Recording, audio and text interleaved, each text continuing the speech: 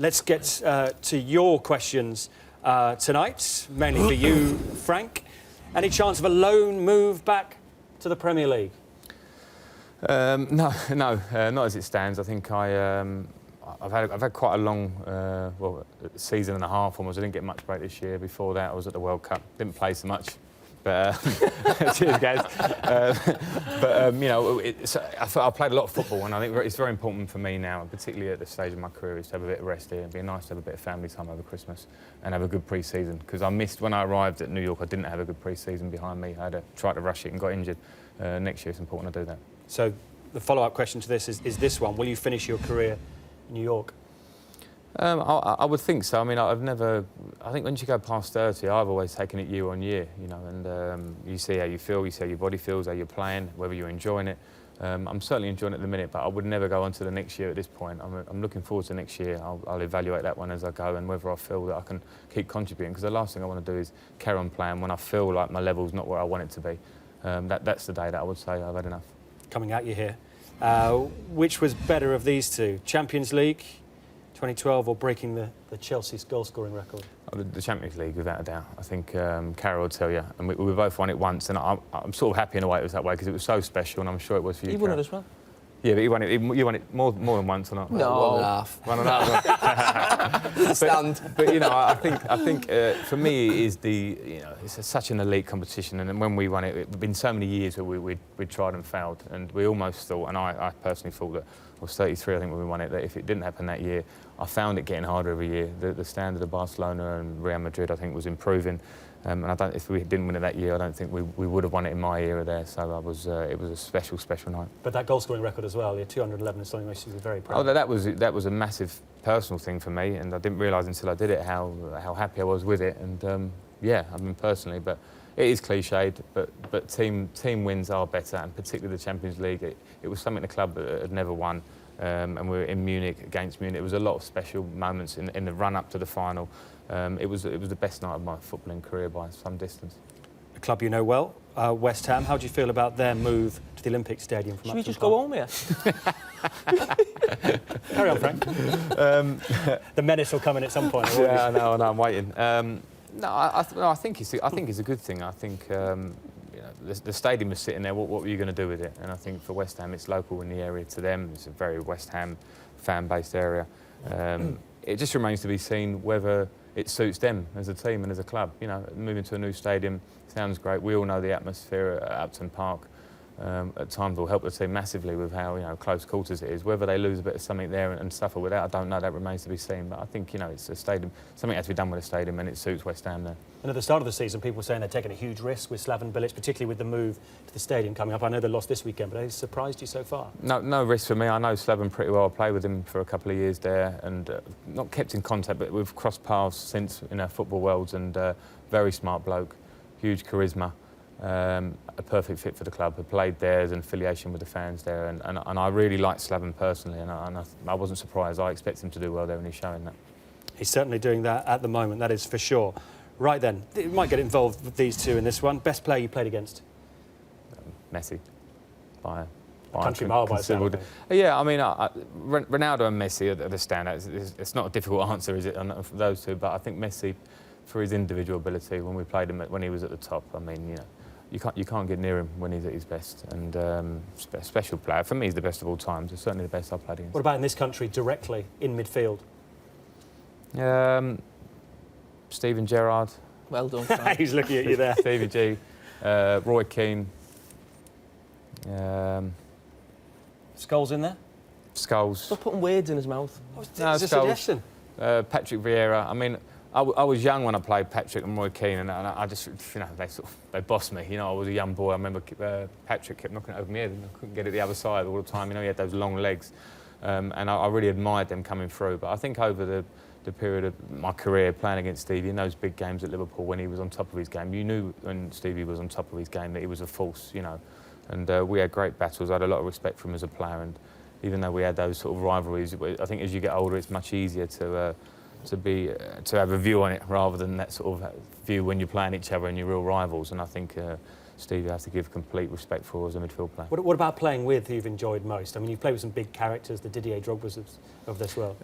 Didier and John Terry. I think they're a complete symbol of Chelsea. John particularly for the captain role that he plays.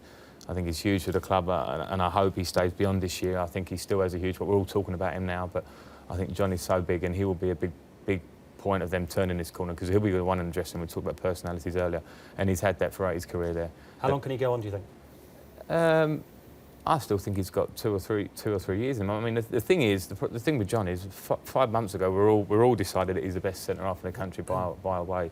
Now, people are starting to ask questions. It's not easy for John. I know, Carragher will tell you, when you get to an older stage of your career and you don't play all the time, it's quite difficult coming back in the team, and everyone analyses every move you make.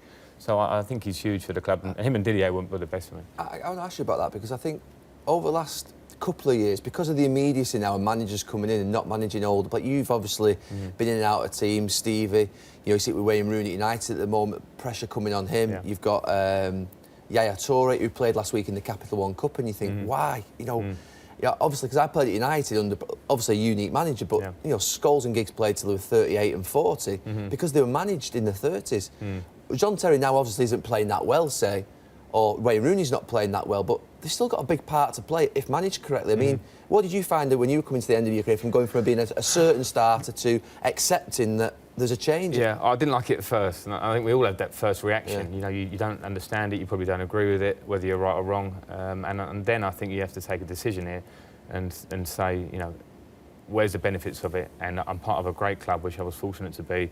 The same with Carragher, I think, and the same with Scholes and Giggsy, obviously. They know they're going to be part of a successful thing, and for me, it wasn't a problem. The most important thing for me was managing myself. So if I wasn't playing, I had to train at the right level. I had to train a bit less as you get older. It's a fact. You get injured, you get tired more easily. So I think it's the intelligence of the player to adapt the way they play, but also what they do in between. But I do think you need to play pretty regularly. If you come out of the team for a long time, it's very difficult to come back in. Were you communicated to? Did the manager say to you, look, I'm leaving you out this week, but I'll play you next week? Or was it just a case of you're not playing today? Some do and some don't. And certain ones I had later in my career didn't. And I know people like Ancelotti, I was younger when he was at Chelsea, but I know he dealt with a lot of older players, and he would be the type that would speak to you and look forward to games. Jose Mourinho did with me in the year when he came back, and would give you a bit more of an insight, which is nice, because no matter whether you played 500 games for a club or 10, you want to be told, maybe now and again when the manager doesn't want to play you, just a little nudge in the week at training, don't worry, I'm thinking of that, or this is what I want you to do differently. I can't think how it could ever be right for a player in the 30s, who's obviously been at the club for a long time, not to be spoken to before he's left out. I can't think of a situation where it could ever be right. Yeah, I agree with you completely, and that's, I think it's a personality. The manager has the personality to be able to deal with players and say that. And maybe some don't want to, and especially managers come into clubs and players that are there. Maybe they can't, they don't want to front that conversation up, so they don't take it on. But I agree with you. I think you have to say it. Another question for you, Frank. You've sort of answered this. The best midfielder you played alongside, and how much have you enjoyed playing alongside Pirlo? I've really enjoyed it. I mean, I had such an admiration from him from afar. I think his ability on the ball, his pass. I played games against him. He's at Juventus a few times, England, Italy, and I think he's a class act. His passing, his appreciation, is second to none. His quality, his free kicks. He's a pleasure to train with, and he's a really nice fellow, very humble, does his little thing off the pitch, and a huge name. Everywhere we go in America, everyone, they're all standing outside with the Italian shirts, and the rest of us get ignored, and Pirlo gets all the love. He's the one, is he? Yeah. Frank, you mentioned about Stevie in the Premier League. Now, there was always that talk with England. Yeah. Can Stevie and Frank play together? What was your take on it? Should only one of you have played, or could you have maybe changed it differently, or a manager done something differently with the two of you? I think there were times when he could have done something different. I certainly will take personal responsibility if ever I don't reach levels, and I certainly, at times of World Cups, I think England games, it's difficult, it's high level, and sometimes I'll be honest enough to say personally, I don't want to talk for Stevie, but I think there were definitely times when I think that we could have been managed better. There could have been a way to get the best out of us. When we were both in our prime, playing very regularly for Liverpool and Chelsea in the Champions League, scoring goals, being involved heavily. We went away with England sometimes, and you're playing a 4-4-2. Stevie's asked to sit, Stevie's on the left. Do you think a lot of it was formation-wise? I think a little bit. I mean, I played with Capello for 2 or 3 years in the holding role as such. As a two, it's a little bit of a chance to go forward, and I wasn't playing like that for Chelsea ever. So I think there was an element of that. And but it was always a team thing, and because you were there, and Gaz knows from playing for England for as long as time as we did, virtually. But there was something missing that I felt when I look back at my England career. I think, I don't know what it is, maybe we play against each other every week. There's a little groups, Man United, Liverpool, Chelsea. And probably when you're, I don't know, Argentinian and they're all playing all over the world, they come home and there's a big family and there's a different spirit. And I'm not sure we always managed to get that together. But when you look back now and you think, obviously Stevie and Frank both like to run forward at the time, both charging forward. Stevie in the right channel more often than not, Frank in the left channel. And you think Scholes was pushed out to left. You think if Scholes had just sat behind them, like a Pirlo or that type of player, you see Schweinsteiger's been moved from a winger, Pirlo's been moved from a number 10.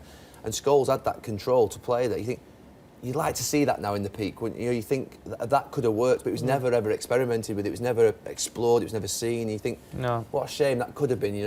We always, shoehorning players out onto the left-hand side, whether it be Stevie, Scholes, and you just think there must have been a way to fit them in somewhere. I thought you helped Sven pick the team.